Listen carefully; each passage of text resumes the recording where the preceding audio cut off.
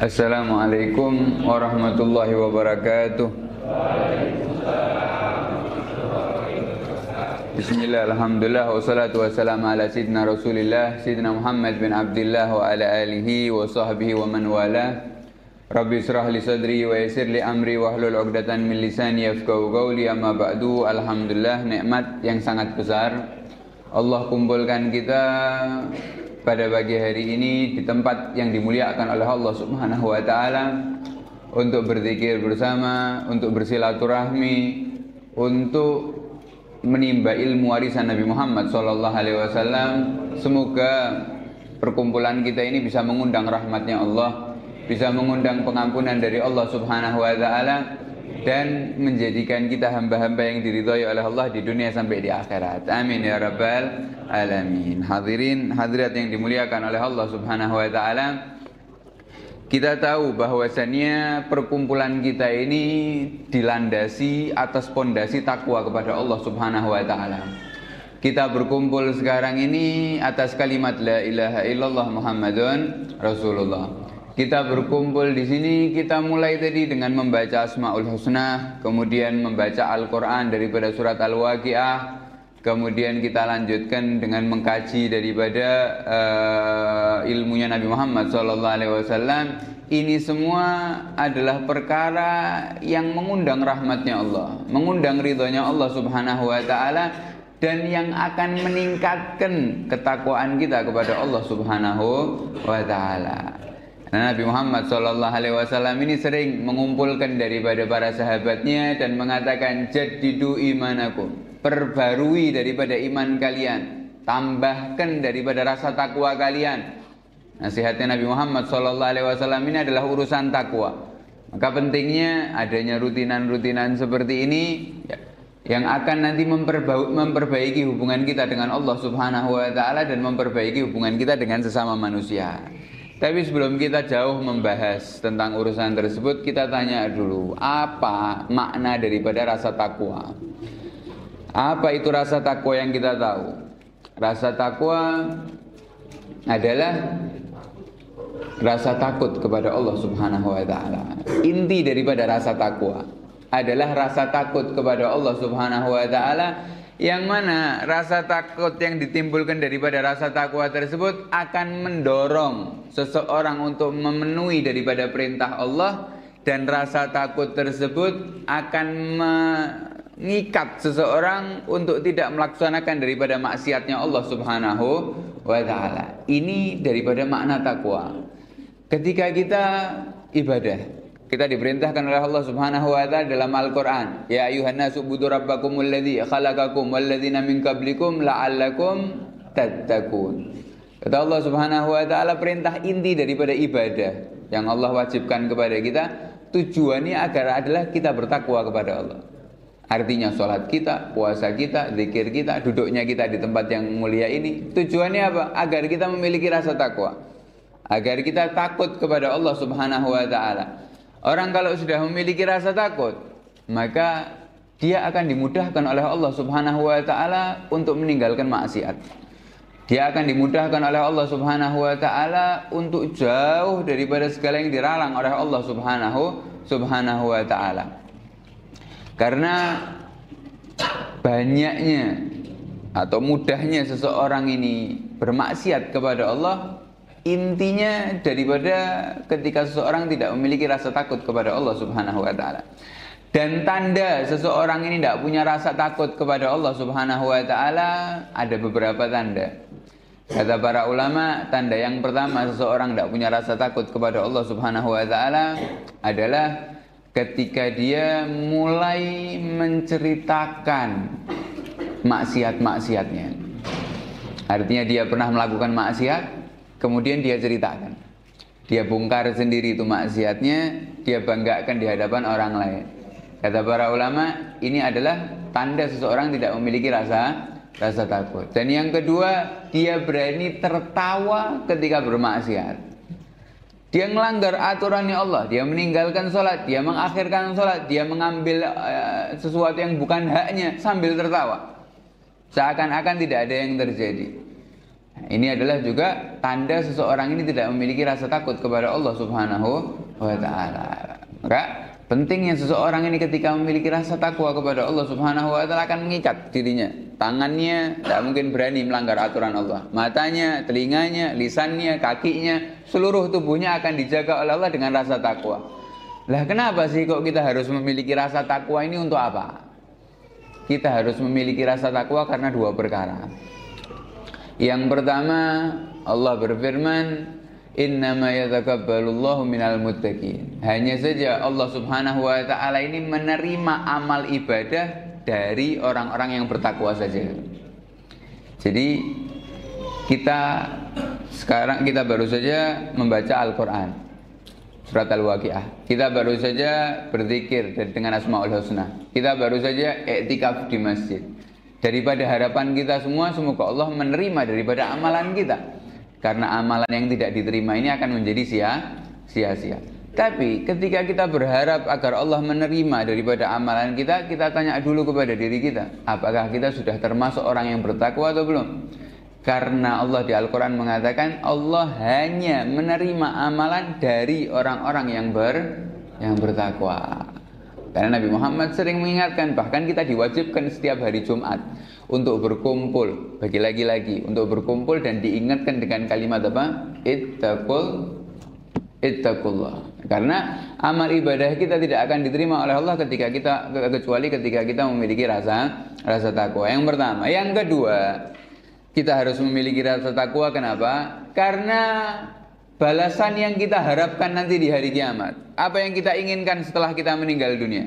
Kita inginkan kuburan kita jadi taman surganya Allah Subhanahu wa taala. Kita menginginkan nanti ketika dihisabnya dengan hisab yang mudah. Kita inginkan nanti ketika ditimbang amal soleh, amal buruk kita, diampuni amal buruk kita oleh Allah Subhanahu wa taala. Kita menginginkan untuk masuk surga dan kekal di surga. Itu keinginan kita dan itu balasan yang Allah akan berikan bagi orang-orang yang beriman. Tapi di dalam Al-Quran Allah berfirman, "Uiddat lil muttaqin." Itu semua kenikmatan akhirat jadi hanya aku persiapkan khusus buat orang-orang yang bertakwa. Jadi kita tidak ada pilihan lain kecuali setiap daripada ibadah kita, setiap daripada duduk kita, setiap daripada berdiri kita, setiap daripada gerak kita niatkan, kita minta sama Allah agar mengisi hati kita dengan rasa takwa kepada Allah Subhanahu wa taala. Orang yang bertakwa akan terjauh daripada maksiat. Dan juga orang yang bertakwa dengan rasa takut yang dia miliki akan mengajak dia untuk istiqamah taat kepada Allah Subhanahu wa taala. Rasa takut tersebut akan menjadikan ketika dia sholatnya sempurna rukun-rukunnya. Sholatnya sempurna di tepat waktu. Ketika dia berhubungan dengan sesama manusia, dia akan berhubungan dengan rasa takut kepada Allah Subhanahu wa taala sehingga tidak akan melukai daripada sesamanya. Dan bedanya ketika seseorang ini beribadah tanpa rasa takwa dan seseorang ini beribadah dengan rasa takwa akan jauh berbeda. Apa bedanya? Bedanya kalau seseorang ini beribadah tanpa rasa takwa, maka ketika selesai melaksanakan ibadah, dia mulai akan keluar di dalam hatinya itu sifat bangga, mulai di dalam hatinya ini keluar sifat meninggikan dirinya sendiri, menganggap dirinya ini telah melakukan amal ibadah yang banyak dan seakan-akan melantik dirinya ini sudah menjadi orang yang soleh. Ini ketika ibadah tanpa rasa takwa. Artinya orang yang beribadah tanpa rasa takwa ketika bangun malam bisa membaca 1 juz. Di subuh harinya sudah seakan-akan dia sudah seperti jadi nabi. Sudah ngelihat orang-orang ini orang-orang yang tidak bangun malam ini diremehkan semua, direndahkan semua. Orang yang membaca Al-Quran tanpa rasa takwa, setelah khataman dia seakan-akan sudah menjadi orang yang sangat mulia, menganggap dirinya ini istimewa. Ini ibadah yang dihasilkan tanpa rasa takwa. Beda ketika seseorang ini yang mengajak dia beribadah adalah rasa takwa kepada Allah Subhanahu wa taala. Ibadahnya akan berbeda seperti ibadahnya Sayyidina Umar bin Khattab. Kalau kita lihat Sayyidina Umar bin Khattab ini orang yang sangat luar biasa. orang yang sangat istimewa, ibadahnya sangat luar biasa. Bahkan daripada kebiasaannya Sayyidina Umar bin Khattab ini, beliau kalau membaca Al-Quran, beliau kalau sholat, kalau sujud, itu pasti menangis. Dan Sayyidina Umar kalau sudah menangis ini, sangat deras air matanya sampai jenggotnya ini basah semua. Sayyidina Umar bin Khattab. Ketika ditanya sama muridnya, sama sahabatnya, "Wahai Umar, kenapa kau menangis?" Maka Sayyidina Umar menjawab, "Ini aku baru saja membaca Al-Quran tentang sifat-sifatnya penghuni neraka, tentang sifat-sifatnya orang munafik yang disebutkan oleh Allah dalam Al-Quran. Aku takut kalau aku ini termasuk daripada orang-orang munafik, aku termasuk daripada orang-orang penghuni neraka." Maka itu yang membuat Sayyidina Umar nangis. Tapi sahabatnya kembali bertanya dan mengatakan, "Wahai Umar, bukankah kamu ini sudah dijamin masuk surga?" Ya kan? Di dalam Asrah Al-Mubasyirin bil Jannah, 10 sahabat yang dijamin oleh Nabi Muhammad SAW masuk surga dikumpulkan dalam satu hadis, termasuk Sayyidina Umar bin Khattab. Dan jaminan, siapa yang menjamin? Yang menjamin Nabi Muhammad SAW. Umar fil Jannah, kata Nabi Muhammad, Sayyidina Umar ini bakal masuk surga.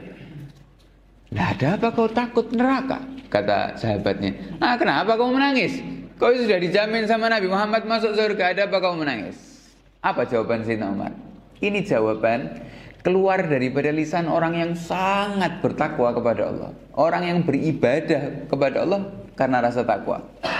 Apa jawaban Sayyidina Umar? Sayyidina Umar menjawab, "Aku takut, aku khawatir kalau jaminannya Nabi Muhammad SAW itu membutuhkan syarat. Jaminannya membutuhkan apa? Syarat yang harus aku penuhi. Jaminannya ini membutuhkan syarat yang harus aku penuhi, tapi aku tidak bisa memenuhi syarat tersebut sehingga aku tidak tergolong daripada orang yang dijamin masuk surga." Di sini padahal Nabi Muhammad mengatakan tanpa syarat. Nabi Muhammad mengatakan Umar fil Jannah, jadi Umar sudah di surga. Tapi rasa takut yang dari rasa takwa tersebut tidak melihat bahwasanya Sayyidina Umar sudah berjasa bagi umat Islam, tidak melihat dirinya ini sudah beribadah sekian banyaknya, sudah zikir sekian banyaknya, sudah berkhidmat dengan umat sekian lamanya. Tidak dilihat sama Sayyidina Umar. Yang dilihat apa? Dirinya ini adalah hambanya Allah Subhanahu wa ta'ala. Ini ibadah yang ditimbulkan dengan rasa takwa.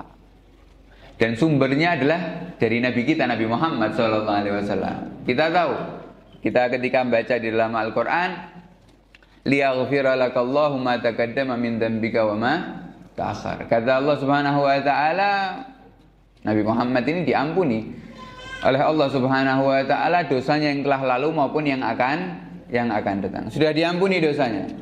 Tapi istrinya Nabi Muhammad yang bernama Sayyidah Aisyah tidak bosan melihat Nabi Muhammad SAW setiap malam berdiri sampai kakinya apa? Bengkak. Nah, kira-kira orang berdiri sampai kakinya bengkak ini berdirinya berapa jam? 1 jam sudah bengkak apa belum? Ada. 2 jam sudah bengkak? Ada. 5 jam sudah bengkak? Tidak bengkak. Lah ini Nabi Muhammad berdiri sampai kakinya bengkak. Yang artinya apa? Banyak dan rutinnya Nabi Muhammad SAW ini bangun malam. Dan lamanya Nabi Muhammad. Mungkin orang berdiri sampai kakinya bengkak ini bisa setiap malam mungkin 1 bulan. Ataupun 1 tahun. Sampai bisa menghasilkan kakinya apa? Kakinya bengkak. Itu ketika Nabi Muhammad beribadah sampai kakinya bengkak, ditanya sama istrinya, wahai suamiku, wahai Rasulullah, kamu ini sudah diampuni dosanya, buat apa lagi ibadah sampai seperti itu? Apa kata Nabi Muhammad? Nabi Muhammad mengatakan, aku ini hanya ingin menjadi hamba yang bersyukur. Ibadah dengan rasa takwa itu menghasilkan tawadhu, menghasilkan rendah hati, menghasilkan daripada seakan-akan dia ini tidak melakukan apa-apa. Beda sama orang ibadah tanpa rasa takwa. Ini orang-orang yang soleh. Maka kita harus memiliki daripada rasa takwa. Rasa takwa ini akan memperbaiki hubungan kita dengan Allah, baik ketika kita menjauhi maksiat ataupun ketika kita melaksanakan ketaatan kepada Allah Subhanahu wa ta'ala. Beda sama orang zaman sekarang. Kata para ulama mengatakan, mendefinisikan orang-orang zaman sekarang ini dengan perkataannya taraku kulla syai'. Wada'au kulla syai' wa fatahum kullu syai'. Orang zaman sekarang ini ninggalkan semuanya. Semuanya ditinggalkan. Sholat duha ditinggalkan, sholat tahajud ditinggalkan, zikir dia tidak punya, setelah habis sholat langsung mencolot, habis itu dia tidak punya apa-apa, tidak pernah mengamalkan apa-apa, tapi wada'au kulla syai', tapi mengakui memiliki segalanya. Seakan-akan sudah dijamin masuk surga. Seakan-akan dia sudah orang yang paling dicintai sama Allah Subhanahu wa ta'ala. Sudah merasa dirinya ini sangat tinggi. Padahal amalan apa? Masuk masjid, keluar masjid dia tidak pakai kaki kanan. Keluar masjid tidak pernah pakai kaki kiri. Kadang tidak mau ngurusi. Aku tadi pakai kaki kanan apa pakai kiri? Alah, tidak ngurus.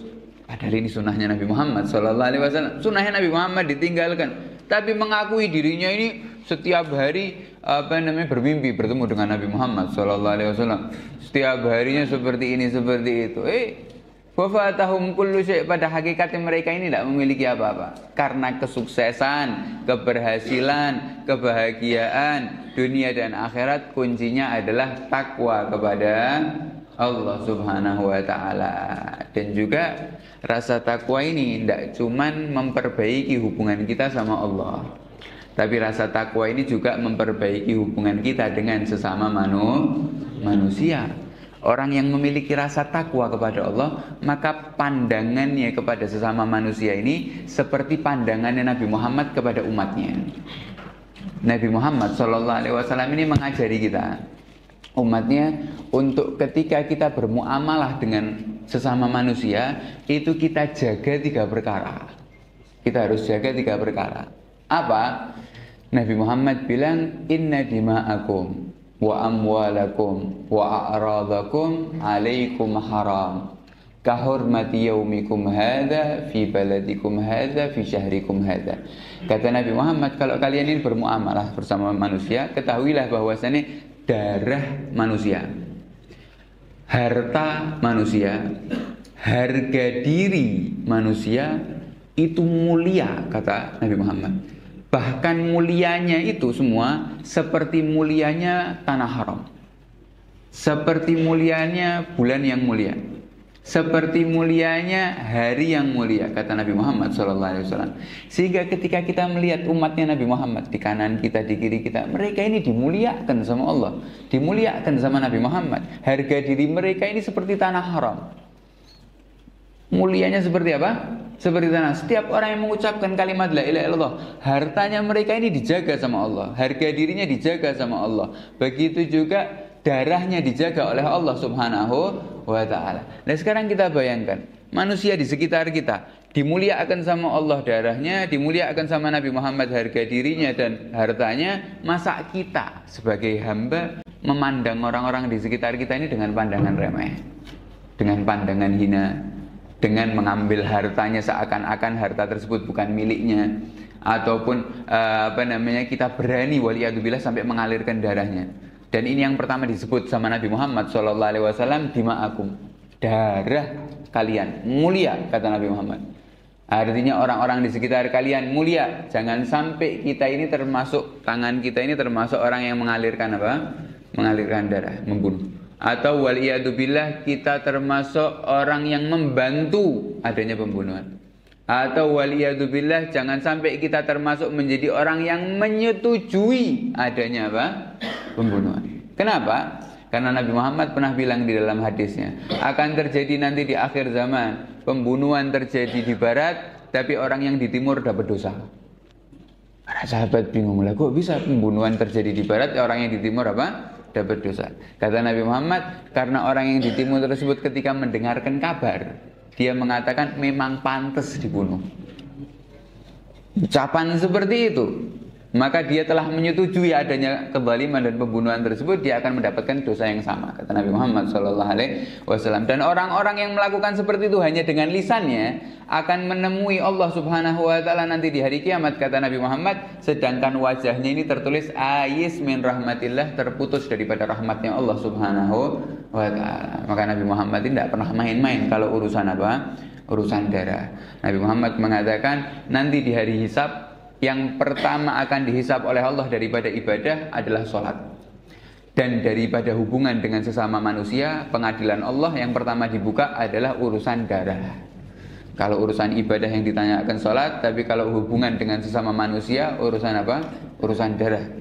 Maka jangan sampai kita hendaknya melihat sahabat kita, saudara kita muslim ini, jangan sampai kita termasuk orang yang membunuh waliyadzubillah, ataupun termasuk orang yang menyetujui adanya pembunuhan. Dan yang kedua, Nabi Muhammad bilang apa? Wa amwalakum, harta kalian. Harta kalian ini mulia, dimuliakan sama siapa? Allah, dijaga sama Allah. Jangan sampai tangan kita, kantong kita, perut keluarga kita kemasukan daripada barang yang bukan milik kita, barang yang haram. Karena itu sudah dilaknat oleh Allah Subhanahu wa taala dalam Al-Qur'an, dimurkai oleh Nabi Muhammad SAW di dalam hadisnya. Maka hendaknya kita jaga daripada diri kita, keluarga kita. Dan juga terlebih lagi Nabi Muhammad pernah mengatakan 1 dirham, 1 perak, kata Nabi Muhammad, yang kalian kembalikan dari hasil haram. Seumpama kita pernah mengambil uangnya teman kita 5.000 misal, 5.000 tersebut yang kalian kembalikan kepada pemiliknya, itu lebih aku cintai, kata Nabi Muhammad. Lebih dicintai oleh Allah daripada 1.000 kali haji dan 1.000 kali umrah.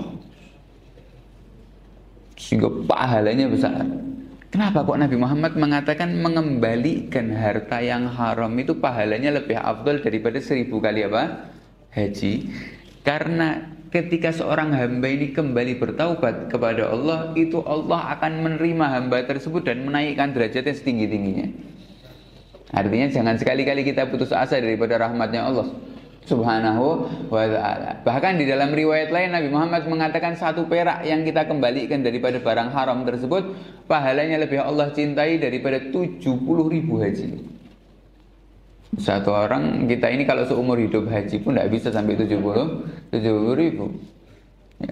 Saya ini umurnya tidak sampai daripada 70, tapi Nabi Muhammad mengatakan 1.000 haji, dalam riwayat 70.000 haji. Maka hendaknya kita jaga tangan kita daripada mengambil hartanya orang yang bukan milik kita, harta yang bukan milik kita. Kemudian yang ketiga, Nabi Muhammad bilang apa? Wa a'radakum, dan harga diri kalian. Kayu, hati-hati. Kita punya lisan, kita punya mata, kita jaga. Jangan sampai kita ini melihat sahabat kita, teman kita, kerabat kita, kanan kiri kita ini dengan pandangan yang remeh. Kita ngeremehkan, karena apa? Itu harga dirinya. Tidak boleh kita rendahkan walaupun dengan mata kita. Harga dirinya dimuliakan sama Allah. Tidak boleh kita rendahkan dengan lisan kita. Oh, kita caci, kita maki, kita fitnah, kita adu domba. Ini perkara-perkara seperti ini yang dimurkai sama Allah Subhanahu wa ta'ala. Hubungan dengan sesama manusia ini sangat dijaga hak-haknya oleh Allah Subhanahu wa ta'ala. Baik dengan mata maupun dengan lisan, jangan sampai kita merendahkan daripada sesama manusia. Dan juga tentang perkara ini kita lihat bagaimana ajaran daripada pewaris Nabi Muhammad SAW yang bernama Imam Muhammad Al-Baqir. Beliau pernah suatu saat ketika duduk di rumahnya, ada tetangganya datang mengatakan, wahai imam, aku baru dengar satu kabar dari desa sebelah. Apa kabarnya? Orang di desa sebelah ini ada wanita yang hamil di luar nikah. Hamil apa? Di luar nikah, berarti berzina. Tetangga sebelah ini baru saja hamil, sekarang masih gaduh, ini kabarnya masih fresh. Hamil di luar nikah. Ketika dikasih kabar tersebut, apa reaksi Imam Muhammad Al-Baqir? Reaksinya, beliau menangis sampai orang yang memberi kabar ini ketakutan. Orang yang memberi kabar ini sampai panik. Wah Imam, kamu ini nangis sampai seperti ini. Apakah orang yang hamil itu keluargamu? Apakah kau kenal dengan orang yang hamil tadi, kok kamu sampai sedih seperti ini? Kata Imam Muhammad Al-Baqir mengatakan, bukan, aku tidak kenal. Aku tidak tahu siapa yang hamil tadi. Tapi aku tahu bahwasannya tetangga di desa sebelah ini mayoritas umat Islam. Otomatis yang hamil tadi adalah umat apa? Umat Islam, umatnya Nabi Muhammad Sallallahu Alaihi Wasallam. Dan aku membayangkan bagaimana jika Nabi Muhammad mendengarkan kabar ini. Bagaimana sedihnya Nabi Muhammad Sallallahu Alaihi Wasallam. Nabi Muhammad setiap malam doakan kita. Nabi Muhammad setiap malam berjuang untuk agar kita semua daripada umatnya Nabi Muhammad masuk surga. Ketika melihat umatnya seperti ini, Nabi Muhammad bakal sedih. Maka Imam Muhammad Al-Baqir, aku juga bersedih seperti sedihnya Nabi Muhammad Sallallahu Alaihi Wasallam. Kemudian mengatakan apa?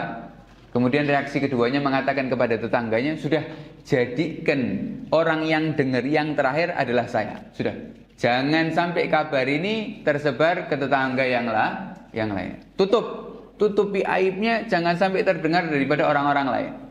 Kenapa? Karena aku takut jika kau menyebarkan daripada aib orang lain, maka Allah akan menyebarkan aibmu juga. Rasulullah bersabda di dalam hadisnya, man satara musliman satarahullahu yaumal qiyamah. Orang yang menutupi aib saudaranya, maka dia akan ditutupi aibnya oleh Allah di dunia sampai di akhirat. Misal, ya, dari reaksi Imam Muhammad Al-Baqir, ditutup. Setelah ditutup, diangkat kedua tangannya, berdoa, ya Allah, ampuni wanita tersebut dan berikan hidayah agar dia bisa berubah di akhir hayatnya menjadi orang yang lebih baik. Ini reaksi daripada orang-orang yang paham, orang-orang yang kenal dengan Nabi Muhammad SAW. Beda dengan kita. Kalau kita lihat di HP kita ada sesuatu yang viral, perselingkuhan, ada orang yang berzina, ada orang yang ini pembunuhan dan yang lain, apa yang kita kerjakan?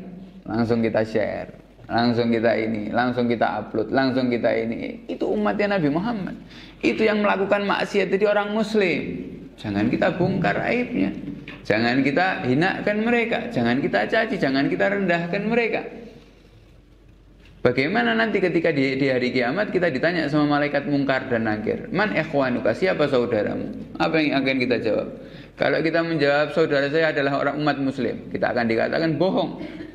Mana umat muslim banyak yang kalian caci, umat muslim banyak yang kalian rendahkan, umat muslim banyak yang kalian fitnah, umat muslim banyak yang kalian inginkan perpecahan. Bagaimana kalian mengaku bahwasanya umat Islam adalah saudara kita? Ini yang harus kita tekankan, dan yang ditekankan sama Nabi Muhammad sallallahu alaihi wasallam, al mu'minuna ikhwani. Dan juga ada satu amalan. Amalan ini mudah. Yes, mudah sulit. Yang ketika satu sahabat tanya, dikatakan amalan yang paling dicintai sama Allah Subhanahu wa taala. Amalan yang paling dicintai. Dan amalan ini, kata Nabi Muhammad, adalah amalan yang paling cepat seseorang mendapatkan pengampunan dari Allah Subhanahu wa taala. Dan amalan ini, kata Nabi Muhammad, siapa yang mengamalkan satu amalan ini, maka dia akan disiapkan sama Allah tempatnya nanti di surga. Mau amalannya apa? Udah ada yang mau? Sudah cukup semua amalan. Ini amalan, kata Nabi Muhammad, yang pertama, kalau kita ngamalkan ini, amalan yang paling mudah mendapatkan pengampunan, amalan yang paling mudah mengundang cintanya Allah, dan yang ketiga, orang yang mengamalkannya akan disiapkan tempatnya nanti di surga. Apa amalannya? Amalannya bukan zikiran, amalannya bukan banyak sholat, amalannya bukan bangun malam, tapi amalannya apa? Amalannya, kata Nabi Muhammad, idkhalus surur ilal qalbil muslim, menyenangkan orang muslim. Apa? Menyenangkan orang muslim. Sahabat kita, teman kita, kerabat kita, kita kasih ucapan, kita buat perlakuan kita sampai mereka bisa tersenyum, sampai mereka senang, sampai mereka berbahagia. Kata Nabi Muhammad SAW, orang yang membahagiakan orang muslim diampuni sama Allah dosanya. Orang yang paling dicintai sama Allah Subhanahu wa taala, dan juga orang yang menyenangkan orang muslim akan dikasih nanti sama Allah Subhanahu wa taala surga yang paling atas. Tapi kalau kita pikirkan, cuma nyenengkan tok Ustaz, sampai sahabat kita tersenyum kita sudah dapat surga. Kata Nabi Muhammad, iya sudah dapat surga. Lah gampang banget berarti. Kita cuma bikin orang sahabat kita senyum, kita dapat surga. Tapi kata para ulama, tidak segampang yang kita pikirkan. Kenapa? Karena orang yang bisa nyenengkan orang lain itu otomatis hatinya bersih. Loh kok bisa? Ya, karena orang yang punya sifat iri sama dengki tidak mungkin bisa nyenengkan orang lain. Senang tidak mungkin. Ya kan? Ngelihat tetangganya senang dapat nikmat, dia apa? Sedih. Orang yang punya sifat iri sama dengki, orang yang punya sifat hasad, dia itu tidak bisa nyenengkan orang, tidak bisa mendapatkan derajat ini. Ngelihat temennya naik pangkat, dia apa ini?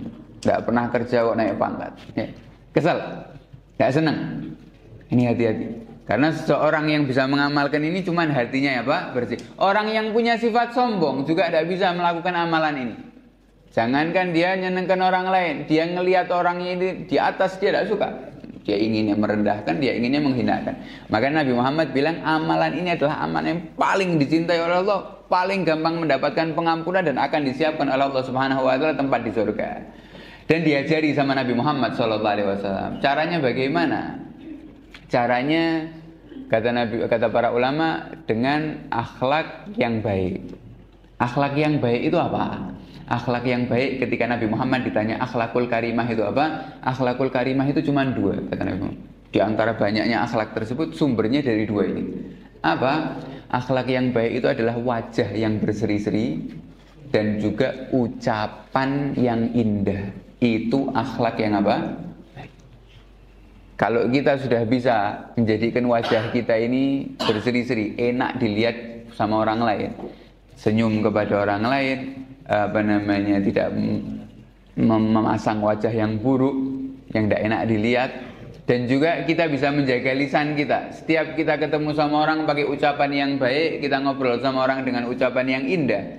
Itu kata Nabi Muhammad, orang tersebut sudah memiliki akhlakul karimah, akhlak yang baik. Maka berapa banyak kalau sekarang ketika kita kumpul sama teman-teman kita duduk, kita tersenyum. Ketika kita ngelewat orang-orang yang ada di sekitar kita senyumi mereka, kita pasang wajah-wajah yang indah, senang mereka. Kadang orang yang sumpek itu ngelihat wajahnya orang yang tersenyum ini jadi hilang sumpeknya. Ya benar, ikut senang. Tapi kalau kita masang wajah yang cemberut, wajah yang kayak marah, wajah yang mendelik terus, wajah dagunya dikerutkan terus seperti ini, orang yang ngelihat, kadang orang yang senang ngelihat jadi tambah sumpek. Apalagi orang yang sumpek, dia sudah sumpek sama keluarganya, sumpek sama bisnisnya, ngelihat mukanya orang yang cemberut, bisa minum baikon itu orangnya, tambah sumpek dia. Ya, ini makanya kata Nabi Muhammad, akhlak yang cara kita paling mudah untuk membahagiakan orang lain itu dengan apa? Wajah yang berseri-seri dan ucapan yang indah. Maka kalau kita lihat Nabi kita Nabi Muhammad SAW, berapa kali Nabi Muhammad ini nyenengkan orang lain pakai wajah yang tersenyum. Dikatakan, para sahabat mengatakan Nabi Muhammad adalah manusia yang paling banyak pikirannya. Lah bayangkan, coba kita bayangkan, Nabi Muhammad ketika mulai dilantik menjadi Nabi, umur 40 tahun, dapat cacian, makian dari orang-orang kafir Quraisy. Sampai kapan? Sampai Nabi Muhammad mau dibunuh, diusir ketika hijrah, maka hijrah ke kota Madinah. Setelah hijrah ke kota Madinah, apakah selesai cobaan Nabi Muhammad? Tidak, belum selesai. Nabi Muhammad sampai di kota Madinah, langsung terjadi namanya Perang Badar. Tahu Perang Badar? Perang Badar ini antara umat Islam yang berjumlah 313 melawan orang kafir yang siap dengan peperangan yang berjumlah 1000 pasukan. Bayangkan 313 melawan 1000 pasukan. Bagaimana pemikirannya Rasulullah SAW ketika itu menenangkan para sahabatnya? Setelah dimenangkan sama Allah, apakah sudah selesai cobaannya Nabi Muhammad? Tidak. Nabi Muhammad sudah senang ini menang Perang Badar. Kembali ke kota Madinah mendapatkan kabar bahwasanya putrinya Nabi Muhammad meninggal dunia yang bernama Ruqayyah. Terus bertubi-tubi. Tidak ada selesainya ini sumpeknya Nabi Muhammad SAW dan pemikiran Nabi Muhammad. Mikiri umat. Nah ini akhlaknya Nabi Muhammad yang mungkin di zaman sekarang kita sulit untuk mendapatkannya di antara umatnya. Maka ayo kita hidupkan. Kita hidupkan minimal sama teman kita, keluarga kita. Ada orang, dia tidak pernah tersenyum kepada temannya. Bahkan tidak pernah senyum kepada keluarganya loh. Masuk ke rumah, habis pulang kerja, istrinya tidak dijak senyum, anaknya tidak dijak senyum. Ya. Nah ini apa? Kita mengikuti siapa? Kita ini umatnya siapa? Kita ini umatnya Nabi Muhammad SAW. Nabi Muhammad, ada sahabat yang bernama Jarir bin Abdullah mengatakan, saya semenjak masuk Islam sampai Nabi Muhammad meninggal, Nabi Muhammad ini setiap melihat wajahku pasti tersenyum. Setiap melihat aku pasti apa? Pasti tersenyum. Ini kesaksian para sahabat. Maka ini adalah amalan yang mudah. Kita bisa mendapatkan derajat yang tinggi di sisi Allah kalau kita mengamalkannya. Dan yang terakhir, kata para ulama, yang pertama dengan akhlak, yaitu dengan kalimat yang baik, dengan senyuman, dan yang terakhir dengan hadiah. Dengan apa? Dengan hadiah. Kalau tadi kita nyenengkan orang lain tanpa bondo, gratisan, dengan senyuman. Tapi ada juga nyenengkan orang lain dengan apa? Dengan harta.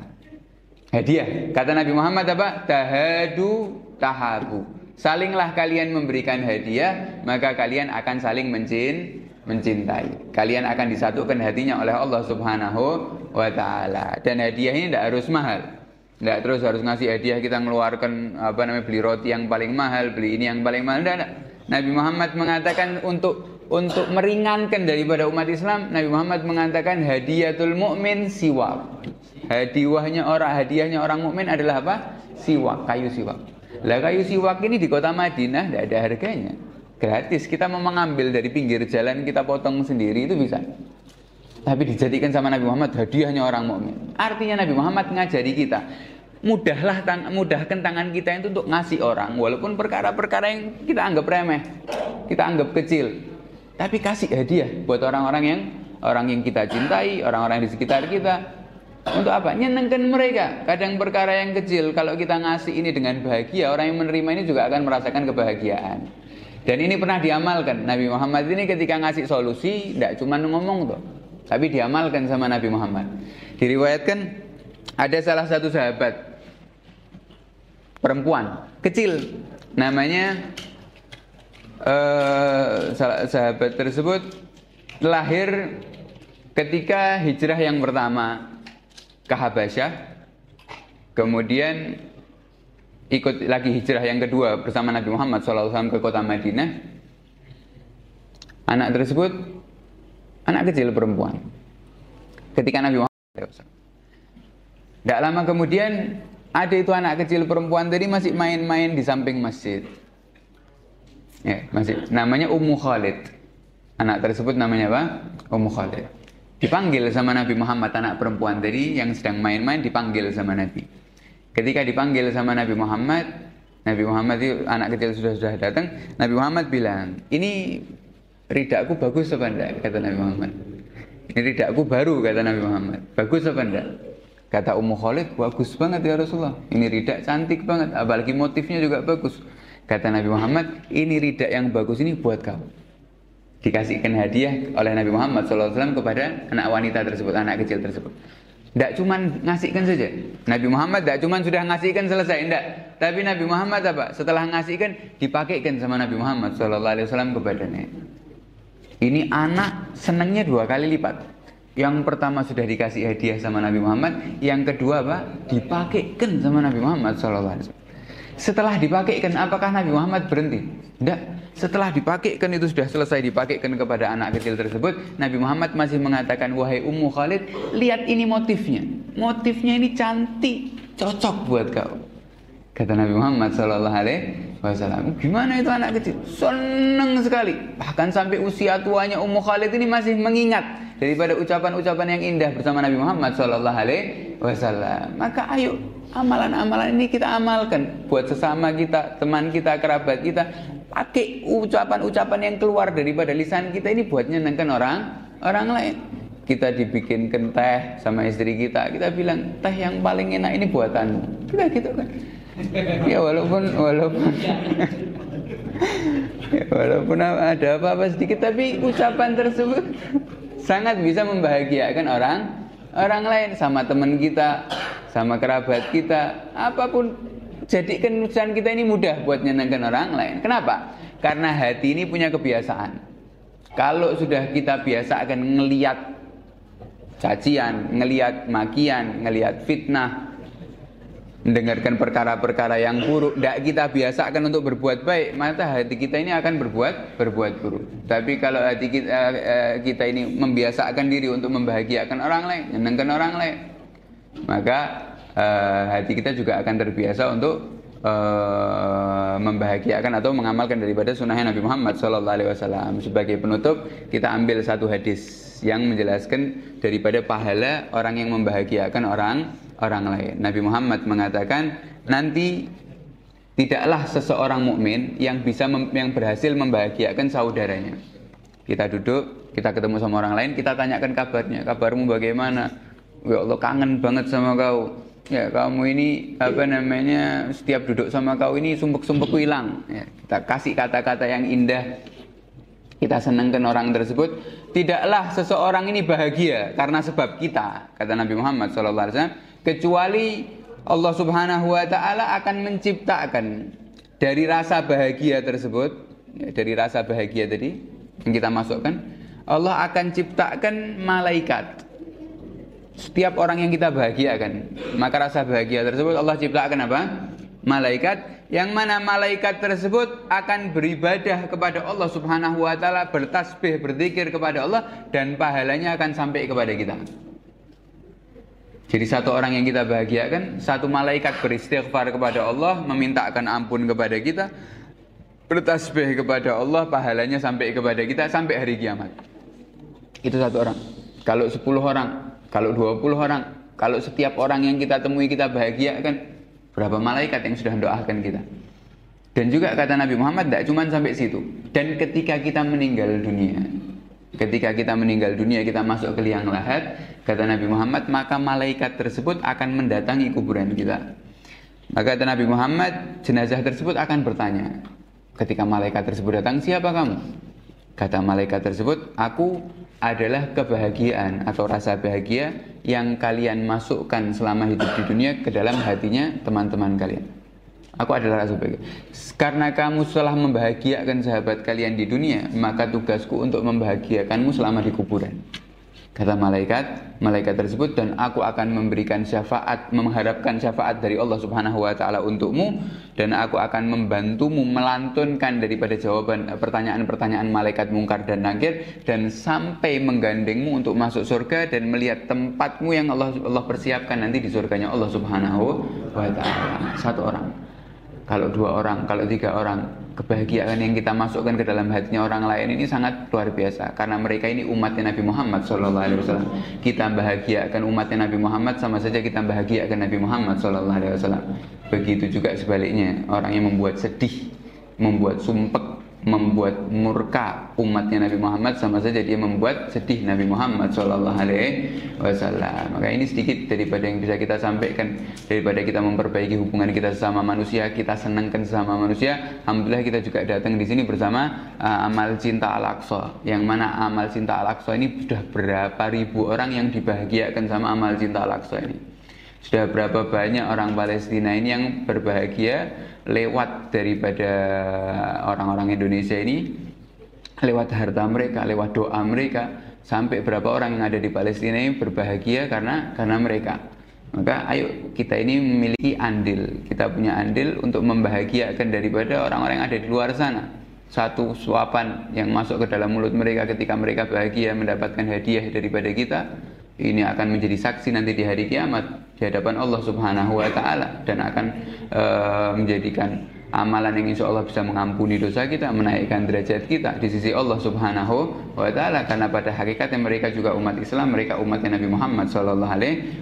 Dan alhamdulillah kita juga kedatangan daripada saudara kita yang ada dari Palestina, Syekh Yunus dari Palestina, dari Gaza sana, datang kepada kita untuk bersilaturahmi. Maka sebaik-baik kita ini bisa menjadi orang Ansar yang membantu para al-muhajirin, orang-orang hijrah daripada sahabat Nabi Muhammad SAW. Walaupun beliau cuma sebentar di Indonesia, jadikan kita bisa membahagiakan mereka. Jadikan pertemuan kita dengan mereka ini pertemuan yang insya Allah tidak bisa dilupakan di dunia sampai di akhirat, yang akan bisa menjadi saksi baik kita nanti di akhirat. Kata beliau, kata Syekh Yunus tadi bilang, kalau mau ada yang tanya-tanya tentang urusan Palestina, tentang urusan Gaza, tentang bagaimana saudara-saudara kita yang ada di sana, kata beliau nanti bisa ditanyakan, karena waktu beliau juga tidak panjang ya, jadi disingkat mungkin ada 2 atau 3 pertanyaan yang insya Allah nanti beliau jawab. ketika beliau ngasih sambutan nanti. Insyaallah yang sedikit tadi bisa bermanfaat buat kita. Semoga Allah Subhanahu wa taala menjadikan majelis ini majelis yang penuh berkah. Majelis yang insyaallah dipandang Allah dengan pandangan rahmatnya, dipandang Allah dengan pandangan kasih sayangnya, dan semoga Allah Subhanahu wa taala menjadikan kita hamba-hamba yang diridhai oleh Allah, diampuni dosa kita, diangkat derajat kita, dan semoga Allah memperbaiki daripada diri kita di akhir-akhir usia kita sebelum daripada ajal ini mendatang. Setiap hari semakin baik, setiap hari semakin dekat kepada Allah, semakin hari semakin jauh daripada maksiat, semakin hari semakin cinta kepada Nabi Muhammad, semakin hari semakin baik hubungan kita dengan Allah, hubungan kita dengan manusia, dan hubungan kita dengan Nabi Muhammad SAW. Dan sebagaimana Allah memudahkan kita untuk berkumpul di sini, semoga Allah juga memudahkan kita untuk berkumpul di surga yang paling atas bersama Nabi Muhammad SAW. Amin ya rabbal alamin. Sallallahu alaihi wasallam Muhammad wa ala alihi. Assalamualaikum warahmatullahi wabarakatuh.